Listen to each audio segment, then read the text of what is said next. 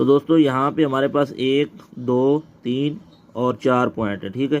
तो यहाँ पे भी हमारे पास 1 2 3 और 4 पॉइंट है। तो मैं आपको ये कनेक्शन करके चेक करवाता हूँ। तो दोस्तों आप देख सकते हैं हमारे जो कनेक्शन है वो मुकम्मल हो चुके हैं, ठीक हो गए। ये देख सकते हैं हमारे जो BMS है इसके तमाम कनेक्शन, ये हमारे 12 वोल्ट यहाँ पे लगे हैं, ठीक हो गया। और यहाँ पे हमारे 8.4 वोल्ट है, ठीक है। ये 4.2 वोल्ट है और ये हमारी नेगेटिव है। और बाकी जो हमारी पॉजिटिव और नेगेटिव है, ठीक है, ये जो आउटपुट की है, यहीं से हम इनपुट भी देंगे। यहाँ आप देख सकते हैं हमने इनपुट के लिए भी ये लगा दिया है और आउटपुट के लिए आप देख सकते हैं इसी के साथ हमने वही तार जो है इसी के साथ हमने लगाई हुई है। और यहाँ पे अगर आप वोल्टेज चेक करें आउटपुट के, तो आप यहाँ पे देख सकते हैं 12 वोल्ट यहाँ पे शो हो रहे हैं।